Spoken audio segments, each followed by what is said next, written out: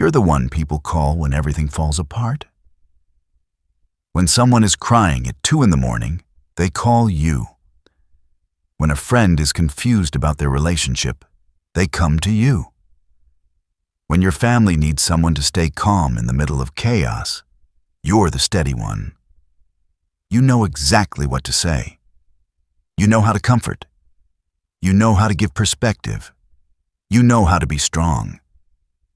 But when it's your turn to fall apart, something strange happens. You go quiet. You tell yourself it's not that bad. You downplay your pain. You distract yourself. You give yourself the same advice you give everyone else, but somehow it doesn't land the same way. You can hold the weight of other people's emotions without shaking. Yet when it comes to your own, you feel fragile, even guilty for struggling. If that sounds like you, I want you to sit with this gently. There is a reason you are strong for everyone except yourself. And it doesn't mean you're weak. It means you learned something about survival a long time ago. Somewhere in your life, maybe without realizing it, you discovered that being the strong one kept things stable. Maybe you grew up in a home where emotions were overwhelming, unpredictable, or unsafe. Maybe you were the mature one early on, the peacemaker, the listener. Maybe your feelings didn't get as much space, so you learned to manage them quietly. You learned that if you stayed composed, if you didn't add to the chaos, things went smoother. Children are incredibly perceptive. They read the room before they understand the language. If a parent was stressed, distant, or volatile, you might have decided, without words, that your role was to not be a burden, to not ask for too much, to be helpful, to be easy. And over time, that role became part of your identity. Being strong became familiar.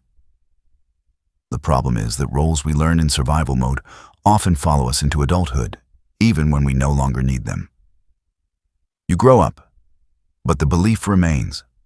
My feelings are secondary. My job is to support. My job is to handle things. My job is to keep it together, and you get very good at it. You're the friend who sends long, thoughtful messages when someone is hurting. You're the partner who stays patient when the other person is overwhelmed. You're the sibling who absorbs tension so others don't have to. You can sit with someone else's grief and not look away. You can offer clarity in moments of confusion. But when you're alone, when the room is quiet and there's no one to stabilize, your own emotions feel heavier than they should. It's not that you don't understand your feelings. It's that you don't treat them with the same compassion you offer others. Think about how you respond when a friend makes a mistake. You probably say, "It's okay, you're human, you did your best." Now think about how you speak to yourself when you mess up. The tone is different, isn't it? Harsher, less forgiving. You replay the moment. You analyze it. You hold yourself to a higher standard. There's a hidden belief underneath that pattern. I should know better. I should handle this. I shouldn't be struggling. But strength is not the absence of struggle. It's the ability to move through it honestly.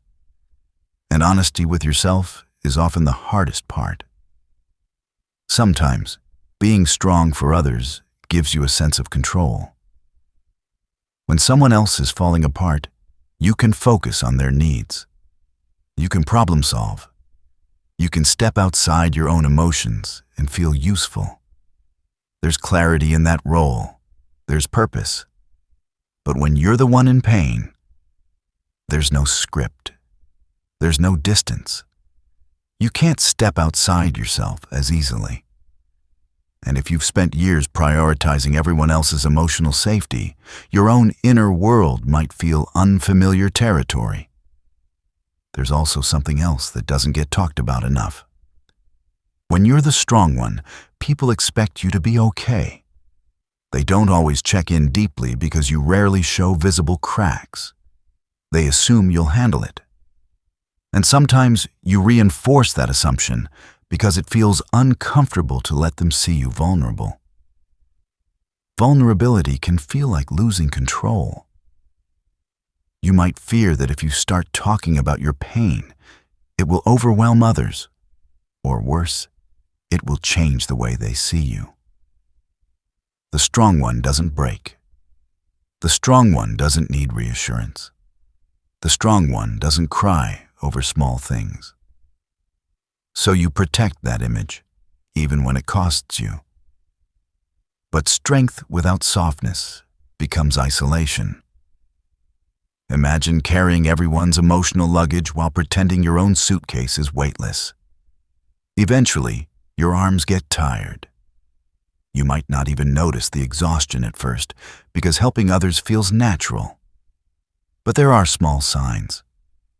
Irritability, late-night overthinking, a quiet resentment you don't want to admit, a feeling that no one truly sees you the way you see them.